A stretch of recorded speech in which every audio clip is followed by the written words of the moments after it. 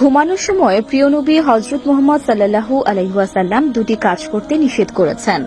আমরা জানি না আমরা সকালে ঘুম থেকে জাগব কিনা, তবে প্রিয় নবী তার উম্মতের জন্য ঘুমানোর সময় দুটি কাজ করতে নিষিদ্ধ করেছেন এবং সেই নিষিদ্ধ কাজ দুটি প্রিয় নবী কেন নিষিদ্ধ করেছেন তার প্রমাণ দিয়েছে আধুনিক বিজ্ঞান। সুবহানাল্লাহ। কে কোন জায়গা থেকে ভিডিওটি দেখছেন অবশ্যই কমেন্ট করে জানাবেন, কারণ শুধু মুসলিম হিসেবে নয়, প্রত্যেকটা মানুষেরই উচিত ঘুমানোর সময় এই দুটি কাজ থেকে বিরত থাকা। ঘুমানোর সময় যদি এই দুটি কাজ করি তাহলে মারাত্মক ক্ষতির সম্মুখীন হতে হবে, এমনকি মৃত্যু পর্যন্ত হতে পারে। প্রিয় নবীর কথা কিভাবে বিজ্ঞানীরা প্রমাণ করল তা জানতে পারবেন আজকের ভিডিওতে।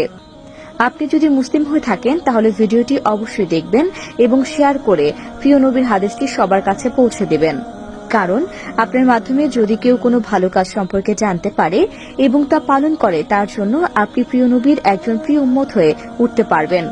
তো চলুন বেশি কথা না বলে শুরু করি আজকের ভিডিও। আল্লাহ তাআলা রাতকে সৃষ্টি করেছেন বান্দার ঘুমের জন্য এবং দিনকে সৃষ্টি করেছেন কর্মের জন্য, কিন্তু আমরা অনেকেই অভ্যাসগত কারণে মারাত্মক এই ভুল দুটি করে থাকি।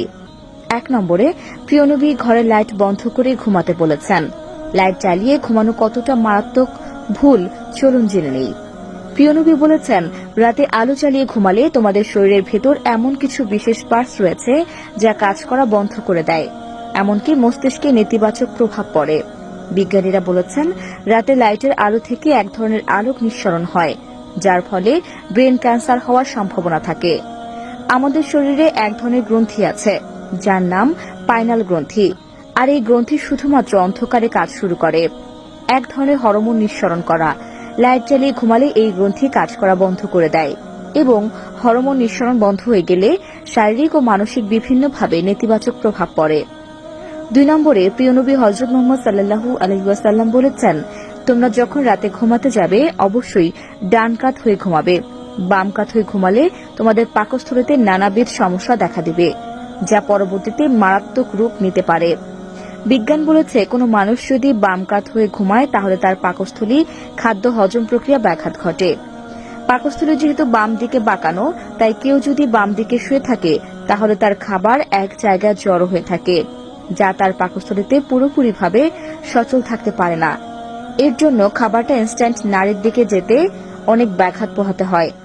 আর কোনো ব্যক্তি যদি ডান দিক হয়ে ঘুমায় তাহলে তার খাবার প্যানক্রিয়াসে জমা হয়ে থাকে, যার জন্য খুব সহজেই খাদ্যটি প্যানক্রিয়াস হতে বিক্টম নাড়ি পর্যন্ত খুব সহজে পৌঁছাতে পারে। প্রিয় নবী তার উম্মতের জন্য বেশি কিছু নিষেধ করেননি, যেগুলো নিষেধ করেছেন সেগুলো তার উম্মতের মঙ্গলের জন্যই করেছেন। প্রিয় নবীর প্রত্যেকটি কথা আজকের এই আধুনিক বিজ্ঞান প্রমাণ করে দিচ্ছে। সুবহানাল্লাহ। তা দর্শক, আপনার রব কে সেটা অবশ্যই কমেন্টে জানাবেন। আজ এ পর্যন্তই, আবারও আসবো নতুন নতুন সব তথ্য নিয়ে। সে পর্যন্ত সবাই ভালো থাকুন, সুস্থ থাকুন।